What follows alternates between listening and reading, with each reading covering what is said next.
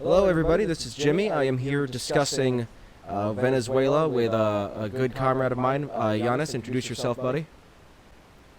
Uh, I am a student and freelance writer based in Aligarh, India.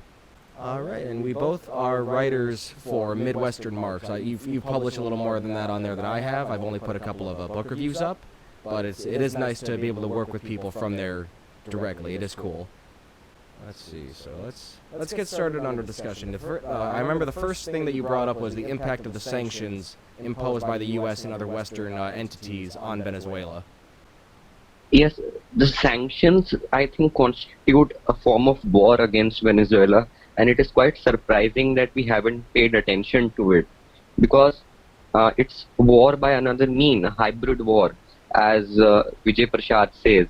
And sanctions have succeeded in cutting off financing to Venezuela, preventing it from accessing the currency which is required for basic necessities of any state and for its population, like food, medicine, and raw materials for economic activity. Mm-hmm. And according to a UN report, during the period of sanctions, Venezuela experienced the sharpest fall in its external income, close to 99%.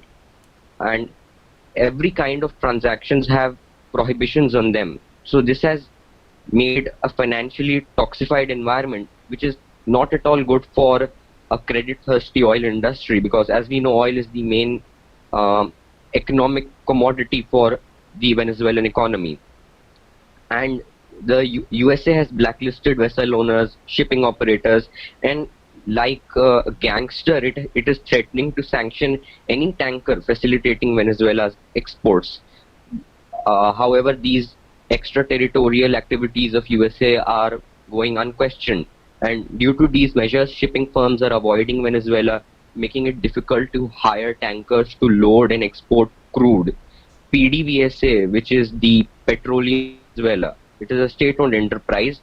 It is unable to use its own tankers because sanctions have left them lacking the certification needed to navigate international waters. And what's the motive behind this? By crippling Venezuela's oil production, USA will succeed in raising global oil prices, which will open up demand for its own domestic producers and maintain a boom in US oil production. And sanctions have also resulted in a severe health crisis. This is extremely immoral on the part of USA, but we know it has done this regularly to many other countries. More than 300,000 Venezuelans are at risk due to lack of medications. And close to, I think, 80,000 HIV positive patients have no therapy since for many years, and insulin is unavailable because US banks have refused to handle Venezuelan payments for this. We don't know the reason, but the obvious reason which comes here is that the State Department must have instructed them not to do this. And millions of people have been without access to dialysis, cancer treatment, and therapy for hypertension. Children too have been affected due to delays in vaccination, and children afflicted with leukemia awaiting transplants are now dying. US sanctions in total, and this is a rough approximate, have contributed to 40,000 deaths in 2017 to 18 alone. Mm-hmm. And the Venezuelan vice president for planning has said that the country has lost more than $30 billion over 3 years because of these sanctions. And in total, Venezuela has lost close to $170 billion as a result of the sanctions regime. With the $170 billion lost through US attacks, Venezuela could have paid its debt of $110 billion, institute redistributive measures, or would have been able to import food and medicine for 45 years. There you can see the impact of sanctions. Because there was something I was reading, I think it was from either Telesur or Venezuela Analysis, but like the entire institution of the sanctions against Venezuela is effectively a form of genocide in violation of like the Geneva Convention and other like UN protocols and conventions throughout history. It was interesting, the whole just the health thing, or not the health thing, the thing about like tankers. I read something else. It was either a tanker from Iran coming or some other shipment from Italy that was like seized by the U.S. and then forced back into Iran. I can't remember which country it was in particular, but either Yes, it was Iran. Right, yeah, it was Iran, and then it was like seized and then forced back into Italy for some reason, because I think that they were involved in the shipping of that oil. They didn't own the ship, the tanker themselves, but they were involved with it. That's piracy. You can't just seize tankers, but nobody will question USA, because during the Iraq invasion, did anybody question USA? No. So now also nobody will question, but that's patent piracy. Right, the only ones that are actually questioning are the ones that the U.S. is like, saying, oh, they're public enemy number one, like China. I'm not big on them, but Russia and Iran. Other ones that are deemed, like sponsors of terrorism, or just a bunch of. I'm at a loss for words apparently, but overall, just the U.S. is only being questioned by those that they deem enemies and those that actually want to counter hegemony and just imperialist tactics. Yes, you're correct. And then let's see, we go on to achievements of the Bolivarian Revolution. Jesus Christ, excuse me. Achievements of the Bolivarian Revolution, which kind of is a means of countering the sanctions by the U.S. and other entities that the U.S. is like forced to abide by those sanctions. By recounting the achievements of the Bolivarian Revolution, I think we can counter the information war which USA is waging against Venezuela, because information is extremely important during this imperialist attack, and USA has consistently used misinformation campaigns to legitimize invasions or indirect wars against countries. So that's why I think we need to list the achievements of the Bolivarian Revolution. So this revolution started in 1999, when Hugo Chavez was elected as the president of Venezuela. And what has happened since then is extremely important for the global socialist movement. When Hugo Chavez rose to power, Venezuela started exerting greater control over its vast oil resources, and it nationalized some industries, expropriated various businesses, and also work towards trade diversification so that it could pivot away from its dependence on USA. And Venezuelan government has succeeded in all this. It has received more revenue from oil ventures due to a more assertive stance, national sovereignty, we could say that, and it has took over many businesses and industries and engaged itself in regional initiatives in the global south or the third world. Mm-hmm. And there are certainly contradictions in the economic structure created by Chavez, but Venezuela did guarantee their citizens some standard of dignity and security, including guaranteed education, jobs, medical assistance, and housing. And these reforms initiated by the revolution were intended to achieve a variety of objectives. They wanted to support high school dropouts, and they wanted to increase access to post-secondary education and also improve access to safe and organic food and provide community health care and hospital services. All these are extremely important, and they run counter to the logic of neoliberalism which we have today. And following the approval of a new constitution through popular consultation, and this fact is extremely important, a number of measures have been implemented to construct the foundations of a communal socialist architecture. This means that Chavez tried to encourage the people to participate in governance, self-governance, and the establishment of urban land committees, the passing of laws of communal councils and laws of popular power were major milestones in achieving this program of communal socialism, which is still underway in that country.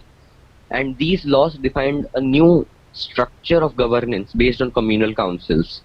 Communal councils represent the basic planning unit where citizens participate and are entitled to prepare a plan for their commune. And these councils had been established in 2006 as the building block for a national planning system. And so this is the essence, I think, of 21st century socialism. Chavez has tried to learn from the Soviet experiment. Soviet experiment, we know, was a bit bureaucratic because of geopolitical and material reasons. And I think we need to read Michael Parenti in this regard. He tells in an extremely careful manner why Soviet Union took the form it had taken after 1917. So Chavez learned from all these deficiencies and tried to construct a new 21st century socialism. I know there have been some critiques of, the Bolivarian Revolution, Chavismo and whatnot. Like, oh, well, they don't have an explicit dictatorship of the proletariat. They're not really socialist, which, I mean, in some instances is a fair criticism, but it's like you look at the efforts they're taking.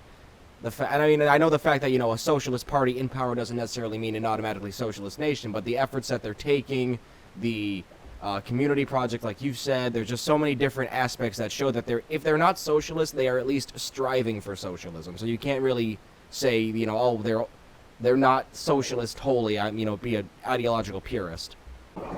That's a Trotsky's position to take, that you will say that no, this is not socialist, that is not socialist. What you are left with is an extremely ahistorical understanding of social movements. Mm-hmm. While there is not an explicit dictatorship of proletariat in Venezuela, the popular movements behind the government, the Chavista government, have always come to rescue whenever an emergency kind of situation has come.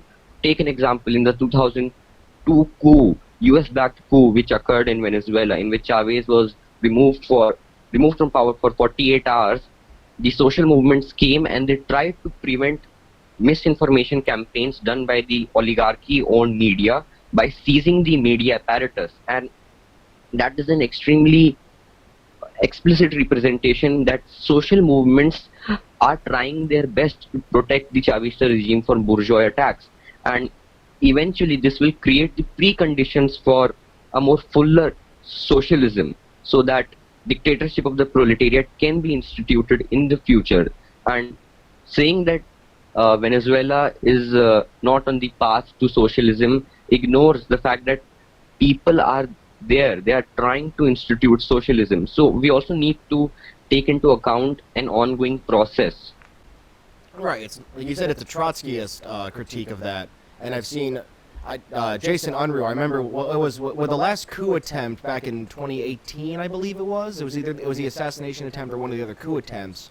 But he was like, what the fuck are you doing, Maduro? You need to, seize complete control of the military and government and whatnot for the PSUV or, some other like United Front or whatever. And it's like, I understand the critique, but just to say, jump in and immediately try to establish a dictatorship of the proletariat, a vanguard party, the conditions, like you said, they're a lot different than they were, in the frickin' 1920s. They can't establish a full-on, state party that controls every single aspect of the Venezuelan economy, society, politics, that kind of stuff. They just can't for a number of reasons.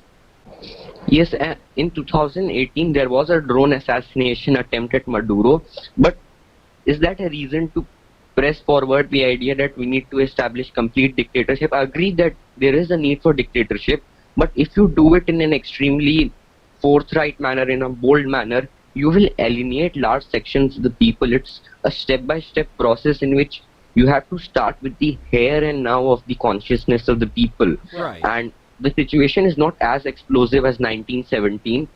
It was an interwar period, World War was going on, and if you establish dictatorship, the Western countries, those hypocritical countries, will get another reason for possibly invading Venezuela. Right, exactly. And yes, and it's not 1950 either, 1950s, when Cuban Revolution occurred. That time was a period of incipient US hegemony, when USA was still in the process of establishing unipolarity. So this is not an extremely favorable time for establishing dictatorship.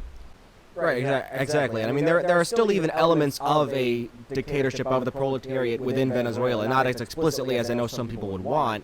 But, you look at that, there are, like, people's militias, and the military is, for the most part, standing by Maduro and the Bolivarian government and whatnot. So you can't say there isn't any form of dictatorship or actual like socialist representation. That's an extremely important point. I talked to Venezuela's ambassador to India, and she said that civic military union is an extremely important component of Venezuelan socialism and of Chavismo, because the military has always backed Chavistas, and it has never given its support to the ruling class. There may be some traitors within the military, but it's not a comprehensive takeover of the military by bourgeois elements. So military has always stood behind Chavistas. Yeah, because I was reading an article last night just to brush up a little more for our discussion. There were a few people within the military of of Venezuela that were like discussing coup plans with the Trump administration. But like you said, just because there were 3 or 4 people trying to instigate such a thing does not mean that the entire military apparatus of Venezuela wants to impose a reactionary coup. Yes, and one recent example of civic military union is when in May 2020 there was a failed military incursion called Operation Gideon. Mm-hmm. It was carried out by Silver Corp, a private US security company hired by Guido, who we will discuss later. And one of the participants of the attempted coup was the founder of the company, and according to his website, he arranges security for President Trump and Secretary of Defense. And with this piece of information, it is not hard to establish a link between Trump and the coup, despite the fact that Trump has denied it. Anyways, the military rapidly defeated the failed military incursion, and this shows that there are only few bad apples within the Venezuelan military. Otherwise, it is ideologically cohesive. Exactly. And just to kind of wrap up this part of the achievements, we see overall Venezuela is on the path to a socialism. Maybe it's not a perfect socialism right now, but through the use of there's the Solidarity Pharmacy, something I read about that was a means of countering the lack of dialysis treatments and insulin and whatnot, trying to help people in need. There are food houses that try to provide a lot of people with hot meals, nutritious food, and just overall, like we've been discussing, the fact that the military is, I don't have an exact figure, but I'm going to say 99% of the military backs the Bolivarian government. So you can't say that Venezuela isn't social. There are contradictions, definitely. Like, I know there is still a large private role, and it would be good to see that minimized, but you would need the conditions to minimize the private role. Yes, you are correct, and we have to take into account contradictions, but with the spirit of a comrade. As Mao said, that you can always criticize, but always in the spirit of a comrade. Right, like don't just say, oh, okay, you don't have a Leninist vanguard, therefore fuck you, you're not socialist. You need to approach it, based on what conditions there are, both globally and within the country itself. Yes, absolutely correct. Excellent.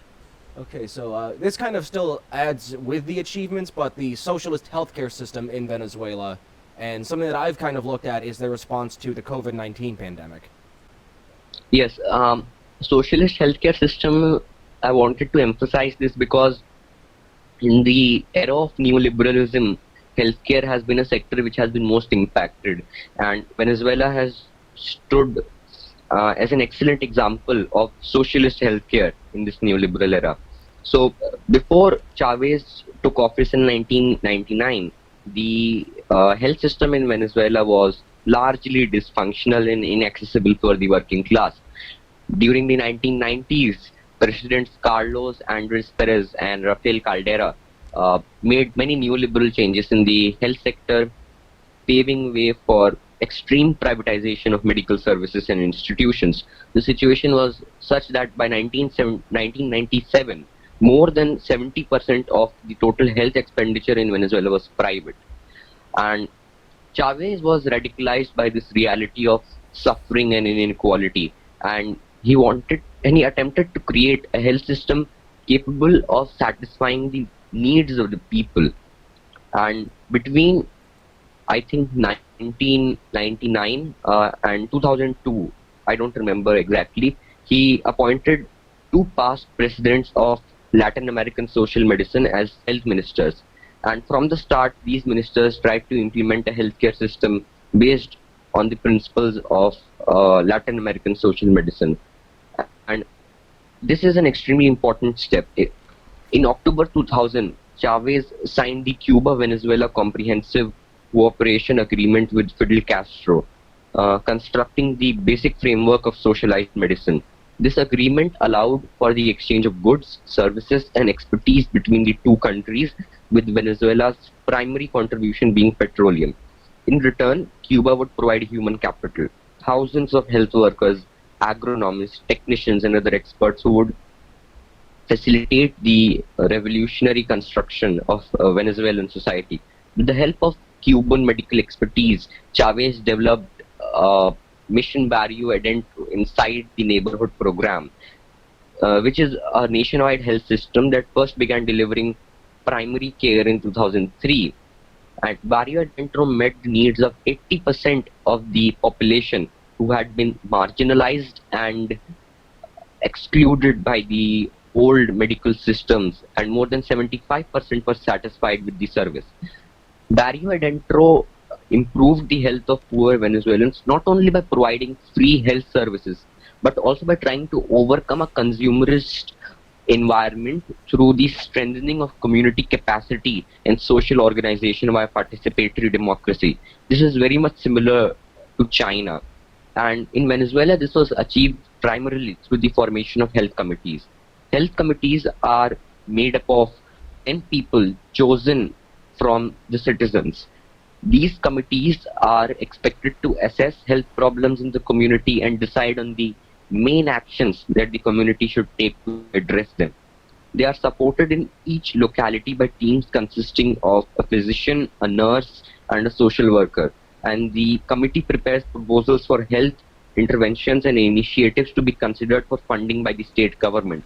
So here we can see that in the health sector, the Chavistas have also tried to overcome consumerist sensibilities through communal participation and self-participatory initiatives.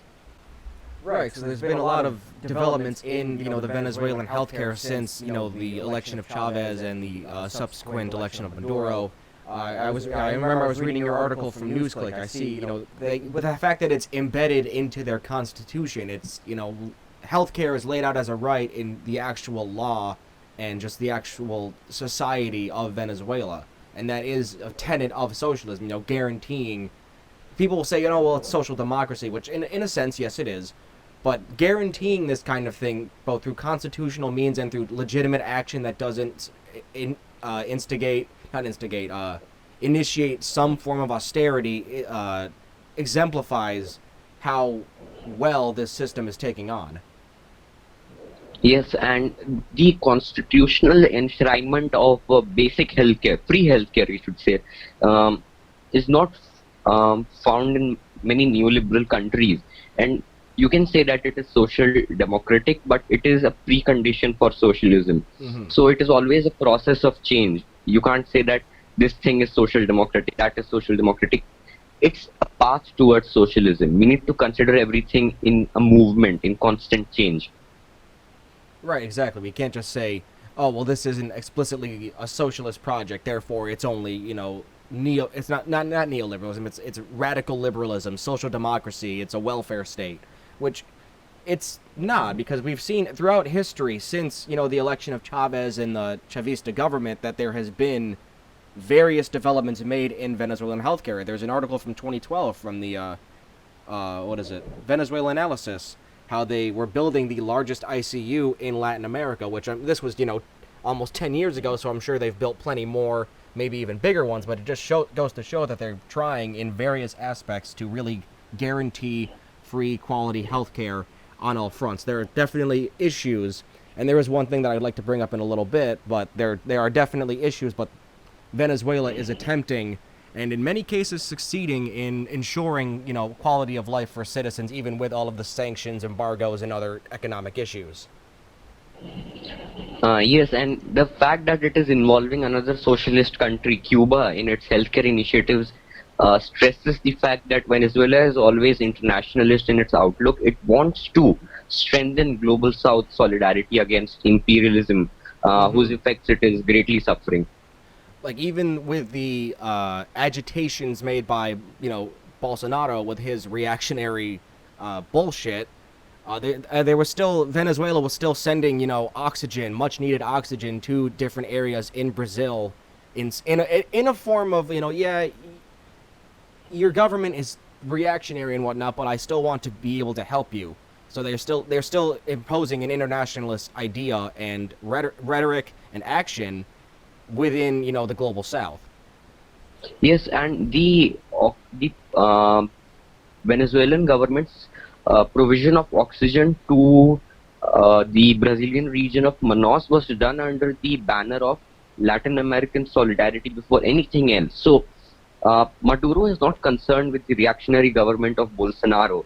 He is caring for the people of Latin America and for a new Latin Americanist initiative which will help counter the hegemony of US imperialism. So, like you said, it's kind of like how they're doing with China with their different healthcare systems, and just how they're each seeking mutually beneficial relationships, like between Venezuela and Cuba, the petroleum trade for the work with Cuban doctors, the sending oxygen to Brazil, and I'm sure there are plenty of other examples that I'm blanking on, but just they're implementing various forms of internationalism, socialism, and just anything that can counter capitalist hegemony. Yes, you are correct. Now, I said there was one thing I wanted to bring up. I can find the article and I can send it to you, but I take it with a grain of salt because it was from the Revolutionary Communist Party, the Bolivarian cult, essentially. But there was an article they posted on how like healthcare for women, particularly what's the word I'm looking for? Reproductive health care in Venezuela for women has some issues. Like there are women who are like forced to give birth because just abortion is not readily available. Like I said, I take this with a grain of salt because they're like an ultra-Maoist party. They think if it's not, Maoist China or Gonzalo, then it's just not socialism at all. It's just automatically neoliberal capitalism. And that's something I wanted to see if you had any input on or any information on. The website is correct in highlighting the fact that abortion is illegal in Venezuela, and this is mainly due to cultural factors, I should say, mainly machismo. Venezuela Analysis, which is an extremely good website when it comes to analysis of Venezuela, has also emphasized this problem within the country, that machismo is still prevalent there, and culturally the Bolivarian revolution has not been successful in eliminating that.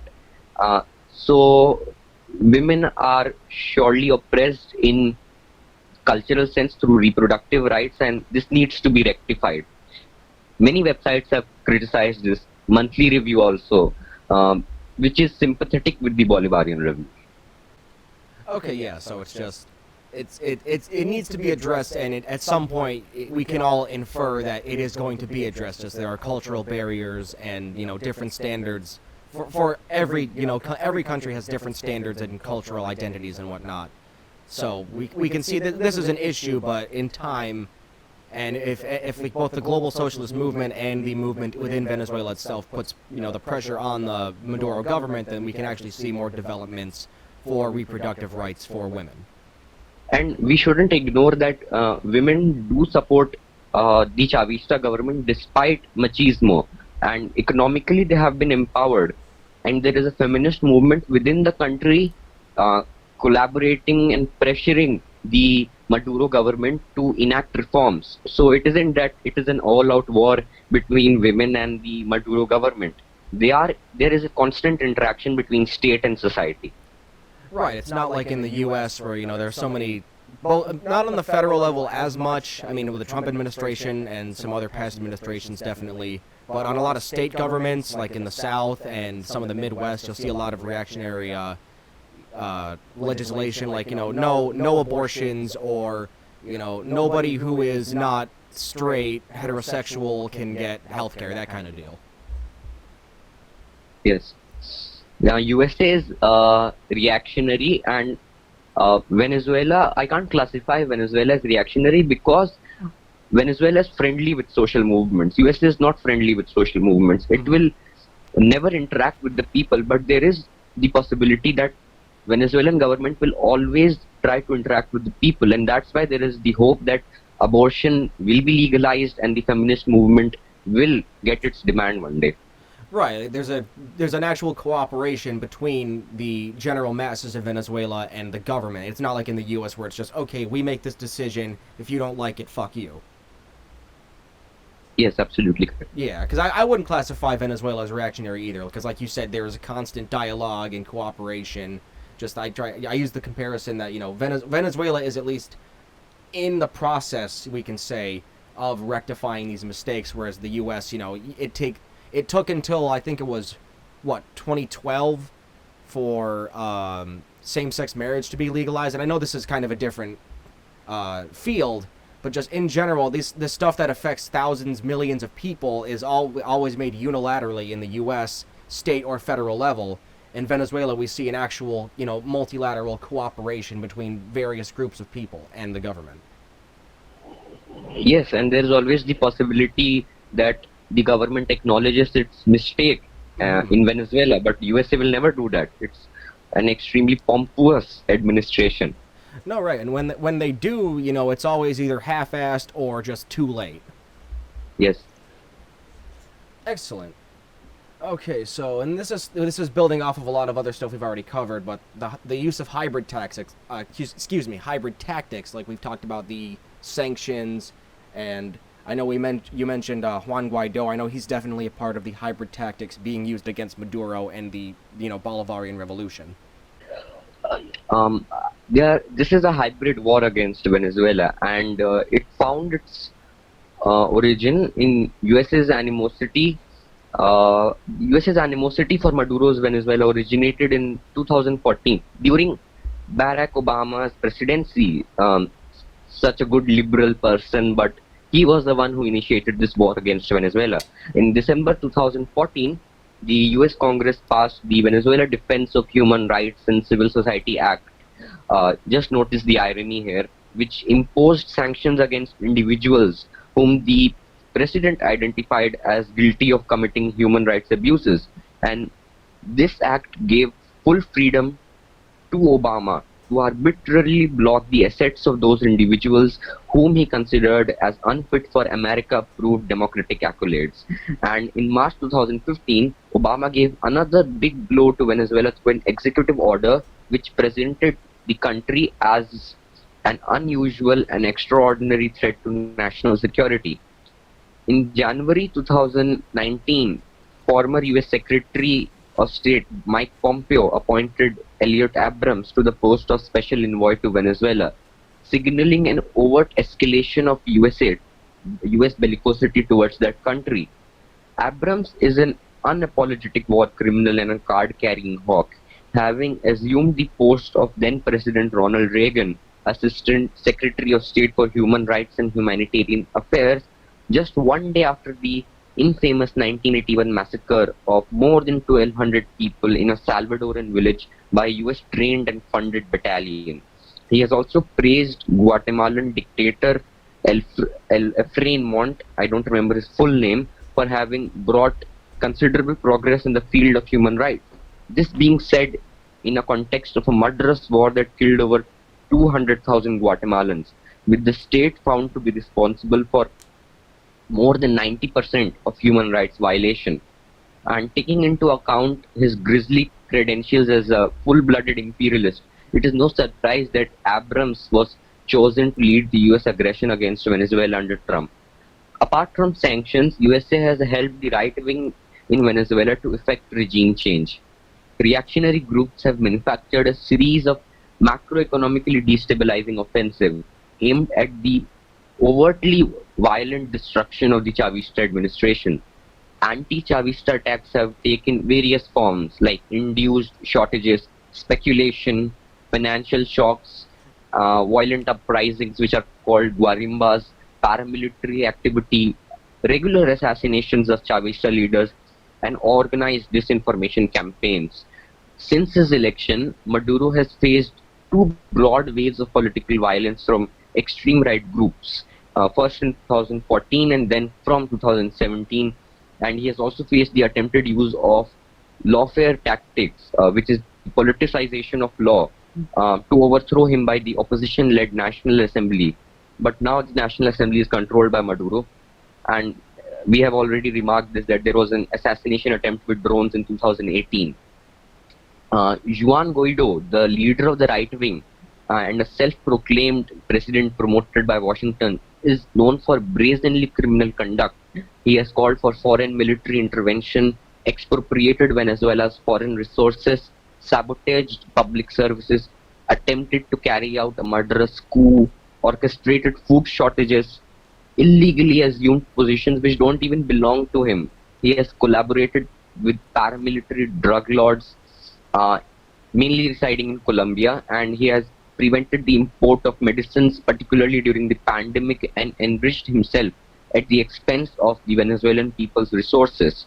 And he was extremely important in Operation Gideon, which was the failed military incursion. And military intervention is always a constant threat for Venezuela, while the USA will not do this because it's achieving its aim through other means. It is a tactic to intimidate Venezuela into submission. Um, in July 2020, in July 2020, USA carried out freedom of navigation operations and psychological operations in near Venezuela, and the objective of both these operations was to progressively degrade Venezuela's decision-making process and undermine command and control hierarchies and arrangements. So these are some of the hybrid tactics, apart from sanctions, being used by USA against Venezuela. Mm-hmm.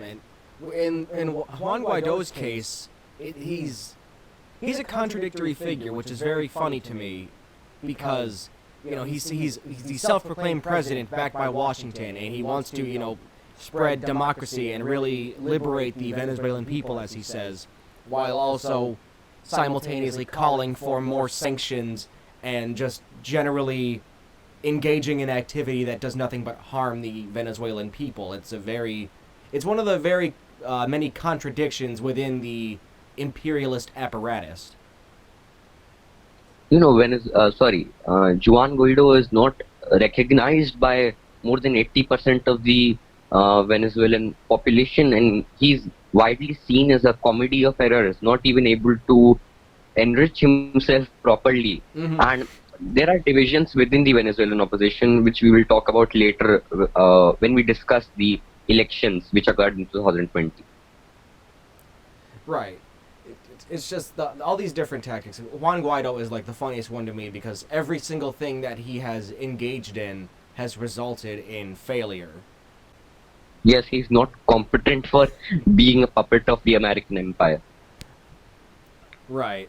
Because, historically, the global south, because I know we talked about how, from 2014, the Obama administration and whatnot were really the ones pushing for these aggressions against Venezuela. But just historically, we've seen the U.S. antagonize and just plunder the global south for decades. Look at the Iran-Contra thing, where they tried to sell, they sold weapons to Iran to fund, I might be getting the details wrong, because I haven't studied the Iran-Contra deal a whole lot, but it was, they were selling arms to fund war against the,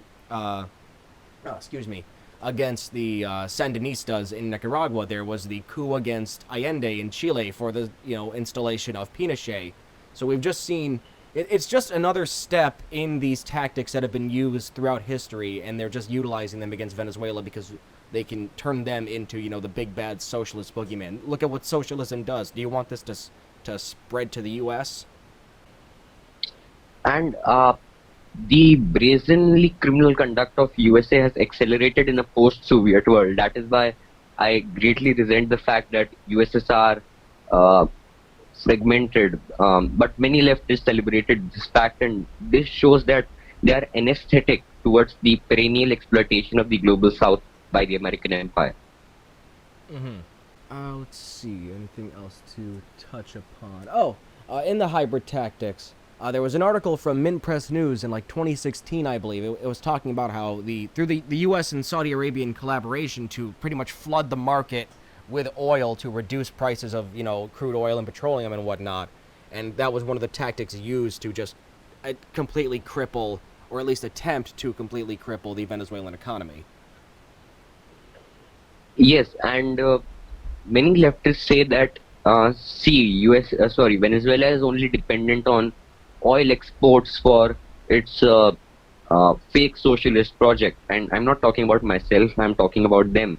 But they ignore the fact that despite a fall in oil prices orchestrated by Saudi Arabia in cahoots with USA, Venezuela has found heterodox responses to this crisis, and its redistributive projects weren't solely funded by a commodities boom, which certainly did occur. They were also the result of conscious planning and also the accumulation of foreign reserve to counter this fall. So Venezuela isn't a parasitical country only dependent on oil imports. It has been trying to do this, but it has failed due to numerous reasons, mainly relating to the reactionary uh, activities of the ruling elite and also the murderous activities of the American empire. And this we will touch upon when we discuss the anti-blockade law. Mm-hmm. So I think we can move on from there. That is the next thing that I have seen on our list, the contextualization of the anti-blockade law. The anti-blockade law is extremely controversial even today among many leftists, not only the Trotskyist variety but within Venezuela, uh, by some sectors which are political minority. The anti-blockade law was passed by the Venezuelan National Constituent Assembly in October 2020, I think, and it uh, opened the door for privatization in strategic economic sector and granted the government the option to act with confidentiality and secrecy while the US blockade and sanctions are in effect. However, it was clarified that PDVSA, the state-owned oil company, will not be privatized and full sovereignty over hydrocarbons and other natural resources will not be given up. And behind the anti-blockade law, one can observe the problems posed by advancing socialism through the electoral system and within the contradictory context of representative democracy and property regimes that support capitalism. When Chavez came to power, a new economic model was adopted. This growth model consisted of a combination of commercial surpluses guaranteed by oil exports and subsequent expansion of domestic demand by means of cheaper imports, which acted as indirect subsidies to domestic consumption. And there were also public investments and increased social expenditures. All this was interspersed with increasing expropriations, nationalizations, and a general strengthening of worker presence on state company boards. By unevenly reversing neoliberalism through increased public spending, the construction of a participatory structure, and nationalization, appropriation, and development of domestic industries and companies, socialism was certainly reintroduced into the political lexicon. This political articulation of socialism antagonized and alienated the elites who had thought of the state as their instrument of self-enrichment. Therefore, the ties between Chavistas and the private sector remained weak.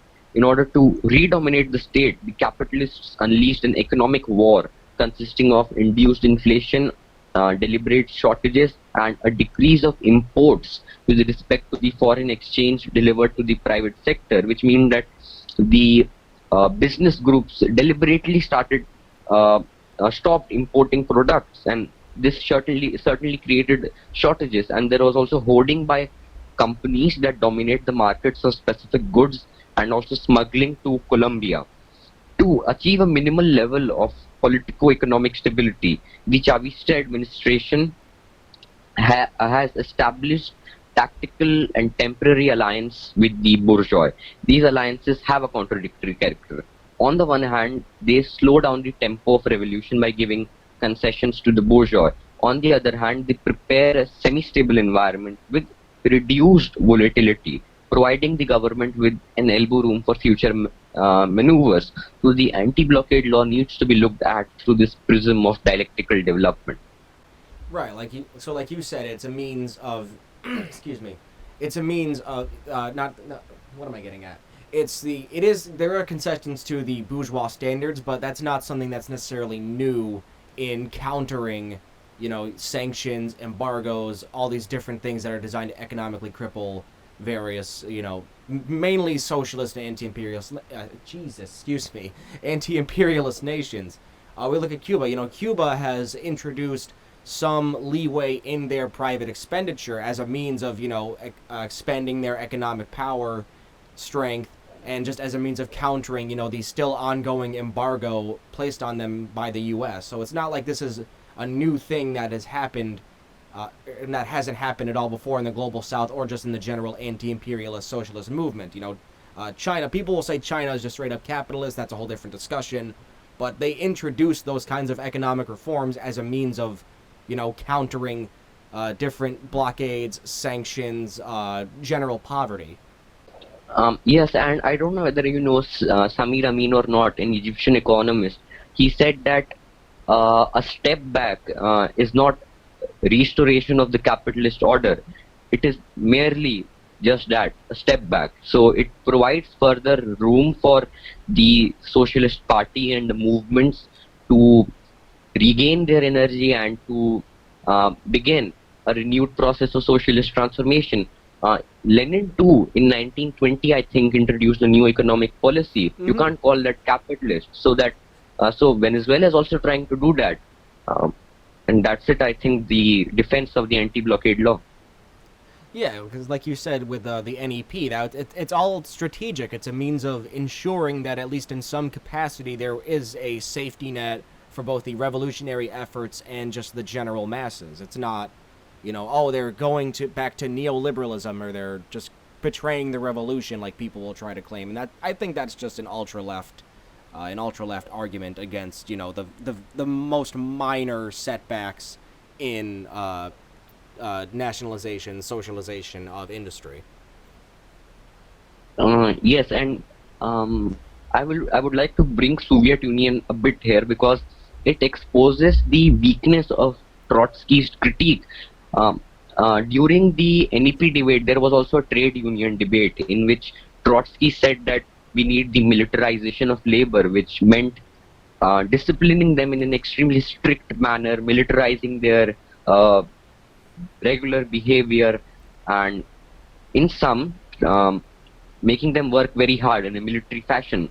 But Lenin disagreed here. He said that this will just alienate the masses, and that means that ultra leftism doesn't always work. You need to take into considerations the responses which the people will give to your measures, and if the Venezuelan government will not open a bit of space for market operations, the population will start starving. So you need to help the population to at least get food, because as long as the blockade exists, there will be food scarcities, and if you don't give concessions to the ruling class, then it will continue the orchestrated shortages. So I think it has similarities with the Soviet experience. Yeah, I see that. I see it. It's all, like you said, we can't introduce all this ultra-left crap. It's all a means of ensuring that, the people have some kind of protections against sanctions, war, all sorts of things that will just create chaos and other difficulties for the revolutions. Yes, you are correct. All right. So let's see. What is our next? Let's see. This kind of also goes with the blockade too. The reasons behind the U.S.'s imperialist onslaught against Venezuela, and I know we've mentioned before that they're trying to expand their hegemony in the global South because we already have Trump and Bolsonaro were very buddy-buddy. I'm not sure about the relationship between Bolsonaro and Biden, but I'm sure it's at least some kind of cooperation there. Yes, Biden has not objected to Bolsonaro's stupid behavior. So I think Biden is only motivated by his own economic interest, not the American empire's economic interest. And coming back to Venezuela, there are two reasons behind USA's attempt to war attempt against Venezuela. And the first, we have already discussed this, the expansion of hegemony and ideological reasons, and second is oil. And this is an example of USA's petro-imperialism. By crippling Venezuela's oil production, USA will raise global oil prices and open demand for its own producers. In a 2017 Oval Office meeting, Trump said that Venezuela is the country we should be going to war with. They have all that oil and they are right on our back door. And I'm reading this, his own words. And John Bolton, who was at that time the national security advisor, told Fox News that, yes, and John Bolton told Fox News that it will make a big difference for the United States economically if we could have American oil companies really invest in and produce the oil capabilities in Venezuela. So these thugs have been openly talking about getting the vast oil resources of Venezuela, and this is also resource imperialism. So these are the main two reasons behind US's hybrid war against Venezuela. Yeah, and this is something that we've seen historically before. You know, I know with Allende under, not Allende under Chile, Chile under Allende, there was like nationalization of copper and various other, there are other various, you know, resources and other means of, you know, motivating their coup and their invasion in the, you know, the Chilean borders. And there are other ones that I'm sure that I'm missing. After, you know, we look at Cuba as well. Cuba, there was, you know, after the Batista regime was fallen out, they were overthrown. There was various attempts at trying to reinstall Batista or others like him and try to gain control of like the sugar and cotton. I think cotton grows in Cuba.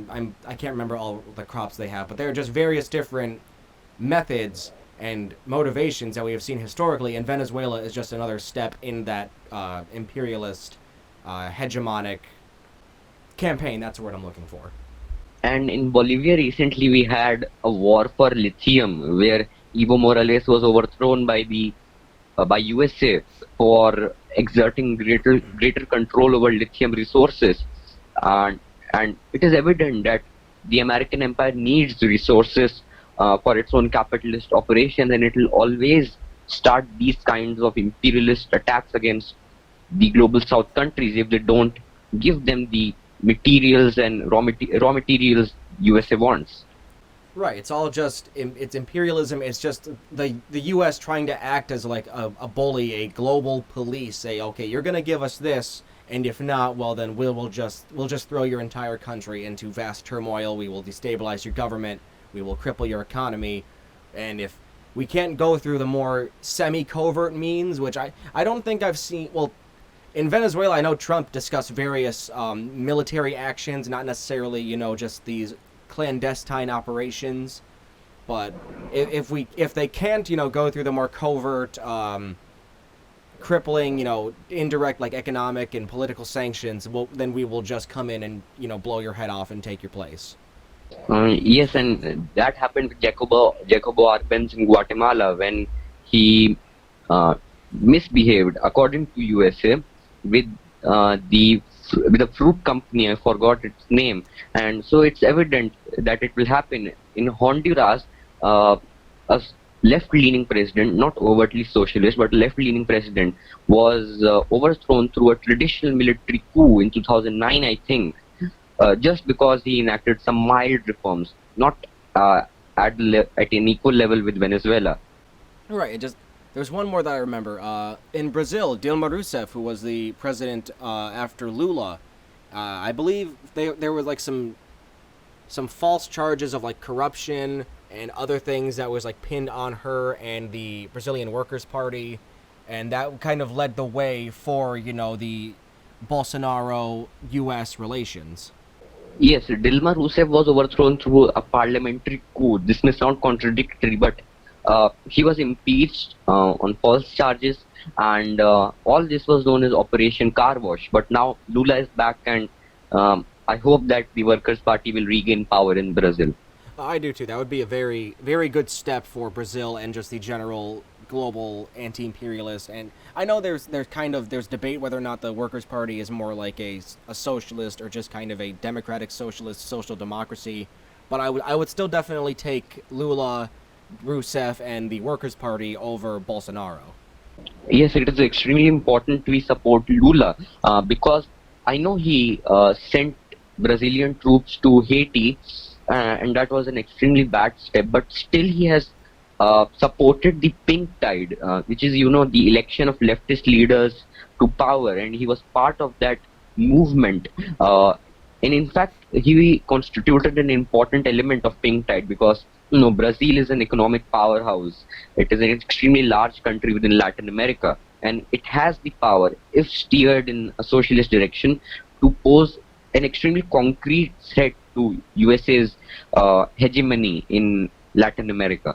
So we can see that just throughout history, the global South, with Venezuela being just the newest, most publicized target, is that the global South has just been completely at the whim, in some cases, of the U.S. imperialist campaigns, and whether or not they're just going to become puppet governments or just be thrown into utter chaos, or resist that and actually establish a general sovereignty, independence, and an adherence to self-determination. Yes. Okay, and on the topic of self-determination, our next thing is the re-election of the Great Patriotic Poll. Now, I'm not too well versed in this. I know I said I had some scheduling conflicts for our discussion, that's why I had to push it back. That's just one of the things I wasn't able to get too much information on. The Great Patriotic Poll is an alliance of progressive forces led by the governing United Socialist Party of Venezuela, PSUV, and it won the elections held on December 6, 2020. It obtained nearly 70% of the total votes, and the PSUV and its allies will hold more than 250 seats of the 277 in the Venezuelan parliament. And it is extremely important to stress the fact that the elections were democratic. USA has always hypocritically charged other countries that they are undemocratic, they are totalitarian, but in this case, Venezuela held free and fair elections. 107 political parties, 90% of which belonged to the opposition, had registered for the election, with more than 14,000 candidates running, 3 times more than in 2015. And the electoral process was perfectly legitimate, supervised by a reconstituted National Electoral Council, and with the expansion of proportional representation. Peaceful National Assembly elections were the direct result of the dialogue promoted by Maduro, who said that the Venezuelan opposition needs to resolve its political differences so that an impasse can be broken. And in the closing stages of the election, he said that military intervention is directly counterposed to legitimate elections. So that is extremely important, the democratic character of elections. And this entire process of reconciliation was called the National Dialogue for Peace, in which Maduro also granted presidential pardon to more than 100 citizens. Some of them also attempted an assassination against the president himself. And why did the GPP won the elections? There are 2 reasons. First, we know that Bolivarian revolution provided dignity to the citizens, and the second is US imperialism. In stark contrast to the progressive orientation of Bolivarian forces, the US-backed right-wing opposition continued to ask for more sanctions and visibly aimed at snatching away the dignity enjoyed by the poor. The rot at the heart of Guaido's catastrophic coup-mongering is brought to light by his actions regarding vaccination, an issue which is relevant in the current conjuncture. Guaido's team turned down requests from the Venezuelan central bank to free up US $120 million worth of frozen assets in the UK. The funds would have been used for purchasing vaccines through the Gavi financing program, which looks to boost poorer countries' vaccination programs via the World Health Organization's COVAX initiative. So it prevented the vaccination of Venezuelans, so to speak, in an extremely blunt manner. And we know that in contrast to this inhumane attitude, Maduro government assisted Brazil in managing a COVID outbreak in Manaus. And another reason why the opposition lost was due to internal divisions. One of the main divisions in the opposition is between those who call for boycott. Self-declared President Juan Guaido and a group of opposition parties support boycott, and those who are considering to participate in the elections, mainly Henry Capriles, Ivan Stalin Gonzalez, and Henry Falcon. These 3 are the faces of the non-abstentionist opposition. And there are divisions among the sector calling for boycotts itself, so many divisions, as is the case between Guido and Machado, the latter questioning the role played by Guido throughout 2019 when his coup strategy against Maduro failed. In another indication of the extremely fragmented nature of the Guido-headed faction, the Venezuelan opposition leader Leopoldo Lopez, who had been staying at the Spanish embassy since the failed coup he attempted in 2019, he fled Venezuela. Leopoldo fled Venezuela in 2020, in October, and he descends from one of the wealthiest families and had played a leading role in the 2014 violent street protest which left more than 40 dead. Such a polarized electoral arena made the choice easy for voters. Don't support economic terrorism and support a party which helps you achieve dignity and the basic needs of life. Yeah, that's something I've always found was kind of funny, is that, the U.S. and others will allege that, elections in Venezuela are illegitimate, they're fraudulent, Maduro is a dictator, when a good chunk of the opposition party just decides not to actually engage in the electoral process. If they're not engaged, then how can you say... If they're not engaged of their own volition, how can you really claim there to be fraudulence and just a sense of... essentially just that the elections are just all lies and that they're all just for show? Despite the opposition saying that the elections were legitimate, USA continued to say that they were illegitimate. This is so ironic because the opposition is saying that the elections are legitimate even after they lost. And this discourse about the illegitimacy of elections accelerated when USA sanctioned more than 5 leaders of the opposition to prevent them from being candidates for election, just to give a display that the entire opposition is abstaining from elections. So that was a desperate attempt by USA to prevent opposition leaders from actually participating in elections, because it would expose that they are just telling lies about the Venezuelan elections. Yeah, that's also kind of funny to me.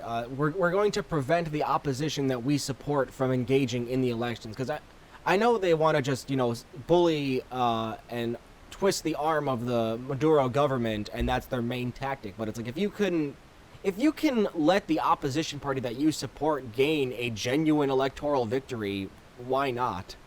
Yes, and US's strategy has always been contradictory and at times funny.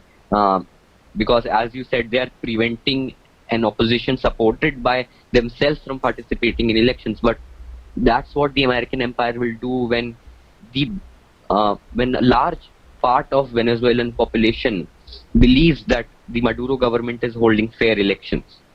It's funny. It's just a huge contradiction in what is otherwise, an actually legitimate political process. I just think it's funny that the U.S. is essentially shooting themselves in the foot with this whole process. Yes. Moving on, because we've gotten a good bit of stuff on the GPP. That is a very interesting thing. I'm glad to be able to learn more of that from you.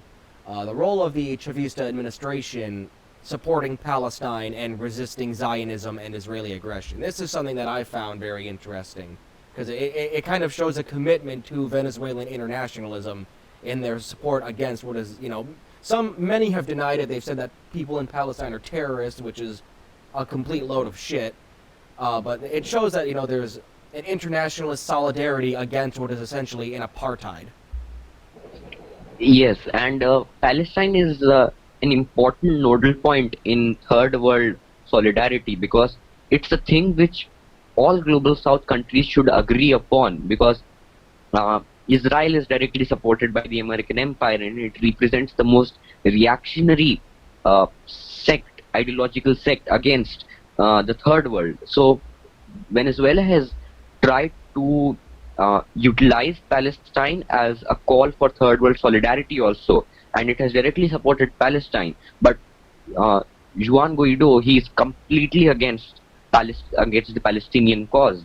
In August 2020, he announced the opening of a virtual embassy in Jerusalem, and this action was one of the first measures initiated by the opposition to restore diplomatic ties with Israel, which were broken by Chavez decade ago.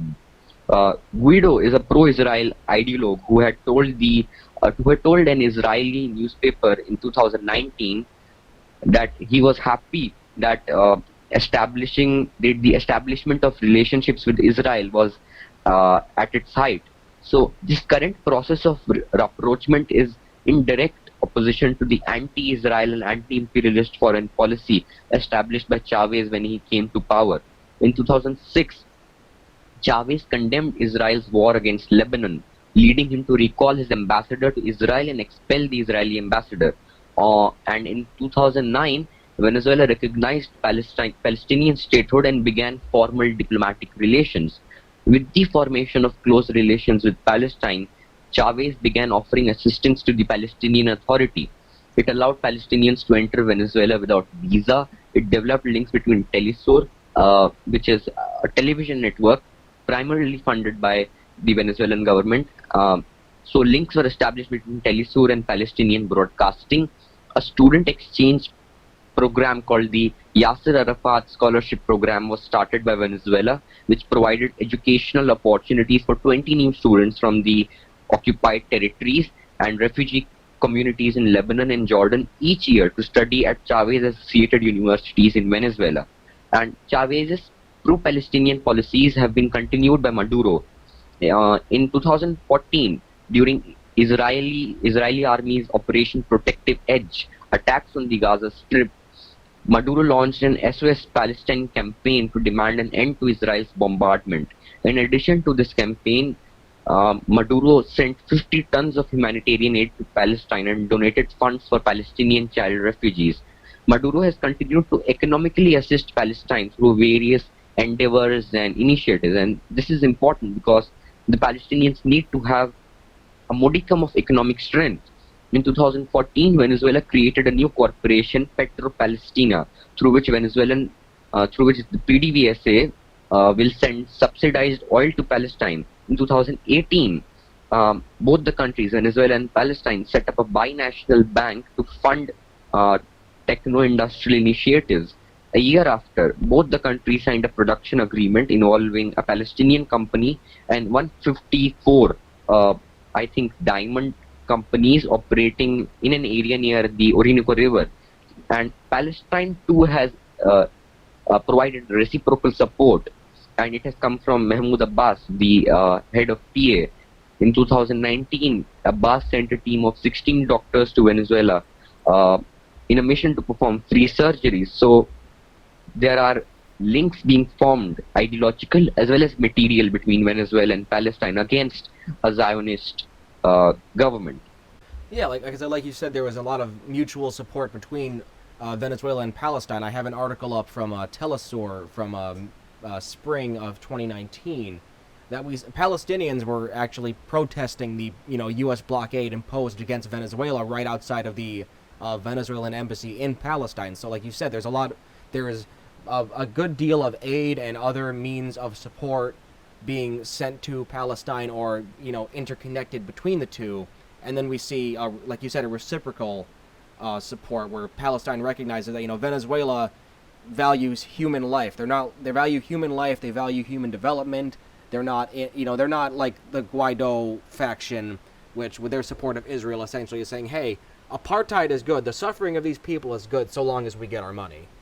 Yes, you are absolutely correct. And Palestinians were protesting because they also recognized the fact that what USA was doing against Venezuela amounted to genocide. It was against anti-imperialist solidarity. So this formation of ideological links represents the third world, the heyday of third world solidarity, I think, which lasted until the dissolution of Soviet Union. And Venezuela is trying its best to support regional initiatives aimed at countering imperialism, and Palestine is also involved in this process. Right. So, like you said, they're trying to build kind of a resurgence of a third world solidarity and anti-imperialist solidarity, because we've seen Iran and Venezuela working together, China and Venezuela, I believe China has relations with Palestine. I may be wrong on that. I can't remember off the top of my head. But there's just a various third world solidarity that we're seeing, and a lot of that is, against U.S. aggression, which is very good to see. I know the global socialist movement may not be on par with what it was, in the 20th century, but we can say that there is a very strong faction of anti-imperialism. Yes, and Venezuela, I think, is the forerunner in Latin America in this resurgence of socialist politics.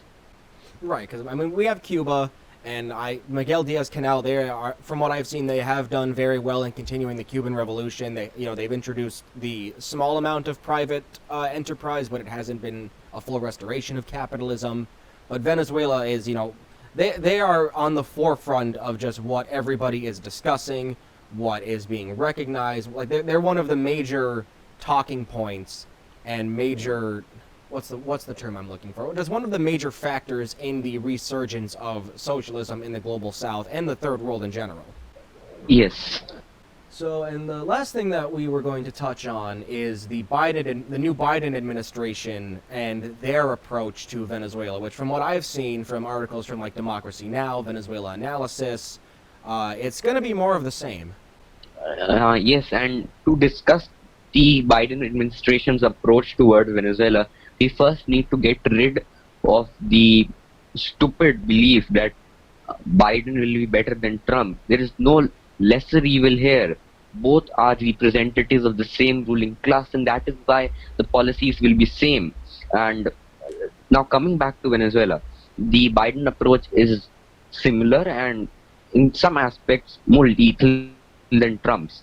Elliot Abrams, whom we have discussed earlier, told Miami Herald that Joe Biden will continue the current US policy of recognizing Juan Guaido as the leader of Venezuela's National Assembly and the country's interim president. So, former Trump official is saying that Biden will continue their policy. What else do we need to tell that Biden's approach will be any different? And Abrams added that there is significant bipartisan support for Guaido in Congress, including top Democrats such as Senator Bob Menendez, who is the chairman of the Senate Foreign Relations Committee.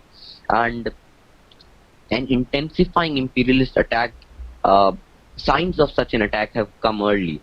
Carlos Vecchio, a former Exxon lawyer who currently serves as an envoy for former National Assembly Deputy Guaido, because he is no longer part of the National Assembly, he was invited to Biden's inauguration.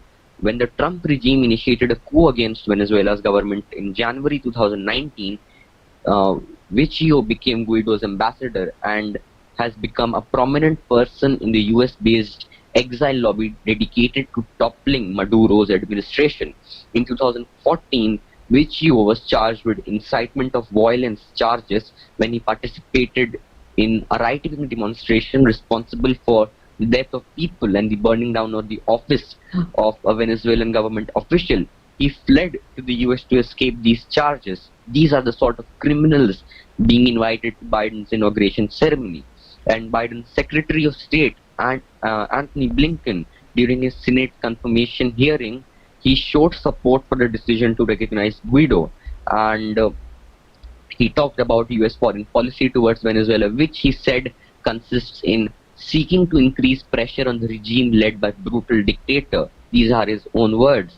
He expressed frustration that American policy hasn't succeeded in toppling Maduro and asked for a more effective usage of sanctions. So, a senior Biden aide has been talking about increasing the suffering of Venezuelans through murderous sanctions whose impact is felt by the entire Venezuelan population. Blinken was one of the Democrats who supported Trump when he recognized Guaido as interim president, and Blinken was the first in the Obama administration to request the release of Leopoldo Lopez, whom we have discussed, and Antonio Ledesma. Ledesma was arrested and indicted in 2015 in connection to a coup plot as well as sponsorship of right-wing terrorism. And he's an ultra-right-wing fanatic who also tried to carry out bombings and assassinations of leftist political leaders in a border state of Venezuela. And Ledesma is known as the vampire for presiding over repression, uh, including a massacre which saw the police forces gun down at least 3,000 people amid anti-austerity protests. And all this happened during Ledesma's tenure as governor of the Caracas Federal District. So the Biden administration is fully committed to supporting murderers and criminals who want to topple the Maduro regime. Yeah, because there's a meme that's been shared around that just says Joe Biden is essentially Bush Light. You know, there's the beer, and it's the joke that he's, you know, essentially another version of George W. Bush, who I know was very hostile to Hugo Chavez, and, you know, in his tenure as the leader of Venezuela when he was president. So we just see a lot of more of the same. We're just seeing more sanctions either being continued to be imposed or new ones. And like you said before, there have been top Democrats in the U.S. that are supporting this. We've seen even, you know, the progressive factions that, you know, consider themselves maybe members of the Democratic Socialists of America or just Democratic Socialists in general. Alexandria Ocasio-Cortez, she's supported people who were involved in the coup in Bolivia, and if memory serves, she has expressed support for either Juan Guaido or just general regime change or sanctions, any kind of aggression against Venezuela. And yes, the squad, as the supposedly progressive Democrats are known, they have been extremely hypocritical and glib in talking about US foreign policy. And AOC is extremely tactical when it comes to talking about imperialism. Recently, I don't know whether you know it or not, but she criticized imperialism for the the border crisis the USA has, the immigrants. So she's selective in the invocation of imperialism, and she only indicts imperialism when it will serve her political ends and when she feels it is need to. So she's not really concerned about the global south.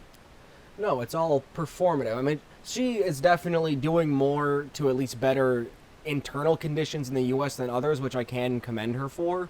But her foreign policy and another good chunk of her domestic policy is all just performative bullshit. Yes, and she is not dedicated to correcting foreign policy. For that, we need socialists in office. Right, like actual socialists, not... I mean, if you can be an actual socialist, definitely, and be a member of, like, DSA, you know, that's not to say that you can't be, but not, oh, I joined the DSA because I want free healthcare, and that's about it. And I don't know whether you know Rainer Shea or not, but he says that the squad is ideologically similar to the Mensheviks and the reformist faction during the Russian Revolution, because they are essentially incorporating the demands of the masses and turning them into reformist demands for a meek redistribution of a bit of power. So that's the role they are playing. Yeah, I can see that. I can see the parallels between the Mensheviks and the squad, as they're called, especially with, you know, AOC's calls, you know, for free healthcare, and you know, we need to stop, you know, putting kids in cages, which is commendable. I can say that's, you know, that's a good thing to support, but when it's so limited, and when your foreign policy and just your general policy is just still a continuation of imperialist nonsense, just with, you know, a brighter face on it, essentially, then there needs to be some actual genuine changes to how they present that, or more specifically, who is presenting the information. Yes.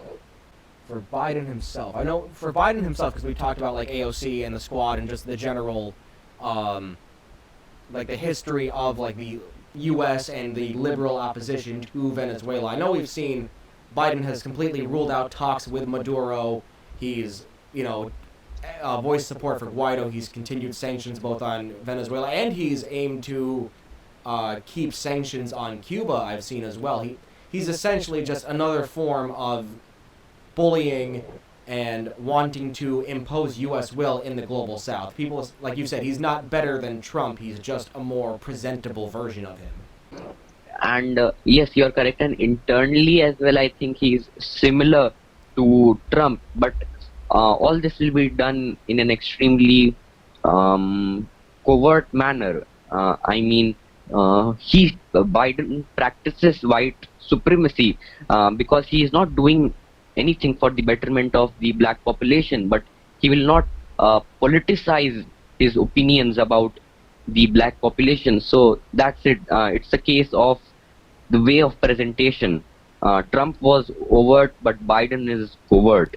Right, because this just kind of shows with how media is as well. I've seen different articles. The one where it mentions how there was like actual people involved with the coup against Maduro being at Biden's inauguration. That was published by the Gray Zone. You know, the one that Max Blumenthal, Ben Norton, they cover a lot of more things that just general, even a lot of other independent media won't cover. So the fact that we didn't see this in other forms of independent media, and especially in corporate media, just goes to show the more clandestine and a return to the humanitarian crisis presentation, where we're not going to overtly say that we want to overthrow their government. We're just going to say that there was an issue and we're here to help. And yes, the humanitarian crisis narrative is deliberately promoted by US and the corporate-owned media so that sanctions can be justified. This is purely contradictory. Sanctions exacerbate the problems of Venezuela, and they in fact constitute the problem. The humanitarian crisis the US media is talking about was initially not the internal problem of Venezuela, but it was started by the deliberate shortages and inflation induced by a conscious plan of the ruling class and the opposition also. When you are constantly protesting in a violent manner, and I'm not denying the right to protest, but in a violent manner, which result in the death of more than 40 people, and when the ruling class is hoarding, it is creating shortages. Will you blame the Maduro government for a humanitarian crisis? So the first step was that they created, with the help of USA, created with the help of the Venezuela's ruling class, an economic crisis, and this was exacerbated by sanctions, so that a continued attrition of Chavista power can be justified, and a broad chunk of US media is responsible for this disinformation. Yeah, because there was an article I was reading from the Foundation for Accuracy in Reporting, I believe they're called. The New York Times published something that was completely blaming Maduro and the Chavista government throughout Venezuela's history for all the different, shortages and crises. Yes, like we've said before, there are some contradictions, like the main reliance on, the oil exports, but like you've said, they've been trying in various forms to diversify their economy, so you can't completely blame the, Chavista government. There was a lot of outside forces from the US, the UK, just various other Western powers and reactionary powers in the global South that are forcing Venezuela into a form of crisis. Yes, and the dependence of Venezuela on oil exports, it is true it is dependent, but it tried to diversify, and these diversification efforts were thwarted by the behavior of the ruling class.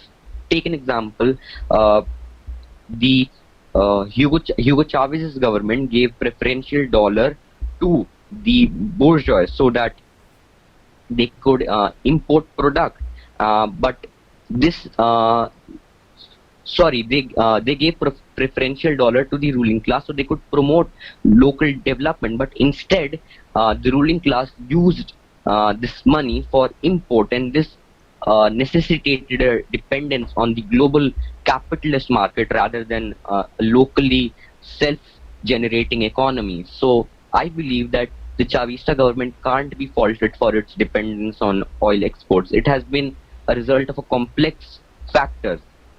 Right, it's all just a multi-fronted issue. Like, yes, there are contradictions, but there's, like I said before, there are so many outside influences or internal problems that are like backed by the West that we can't just say, oh, socialism is failing in Venezuela. No, the socialist path that they are taking has shown great progress, like we've seen before with housing, food, medicine, and whatnot. but just to completely blame these issues on socialism when that's not the actual issue just shows the cognitive dissonance and the hypocrisy of Western media, governments, and the like. Yes, and it's an important story, I think, or narrative. We can say that during Hurricane Katrina, it was Venezuela which asked USA that it can provide aid to USA because we know that the disaster, the social disaster precipitated by neoliberalism was laid bare during Hurricane Katrina, and Venezuela said that it could provide aid to the USA, but USA refused because due to ideological reasons, because it would expose that socialist countries are much better in taking care of their population. Right, they did the same thing with Cuba. They denied help from Cuba, saying, oh, well, before Cuba helps us, maybe they should help their own issues, which it's just an asshole thing to say. Like, they are genuinely wanting to help and cooperate with you, and here you are just pushing them away so that you can save face and seem like, you're the most power. I mean, they are the most powerful nation in a sense, but so that we have this all under control. We don't need any help. But when, they clearly fucking did. Yes. Okay. Is there anything else that you wanted to touch upon? No, I think I have touched upon major topics. All right, great. Well, this was a very intriguing discussion. I was very happy to have this with you, Yanis. Thank you. I also enjoyed this discussion. Let's see. Would you like to tell our people watching where they can find like your writings? I know I said we both write for Midwestern Marx, but would you like to tell them where else they can find your work? Yes, they can find my work on Eurasia Review and also MR Online. Mainly in Eurasia Review because that is where I published most of my articles. Awesome. So, and I know you also have I know you haven't been very active on. I know you have a YouTube channel as well. Because I've seen your discussion with Rainer Shea. I can plug that too if you like. Yes, you can give the link to that video in the description. All right, great. So I think that about wraps everything up. Well, thank everybody for watching. This is Jymee here with Yanis Iqbal. We have been discussing Venezuela, and maybe sometime in the future we'll have more discussions. Yes. All right, so that about wraps it up. So thank you for watching, everybody. I'm here with Yanis. My name is Jymee. Thank you for watching.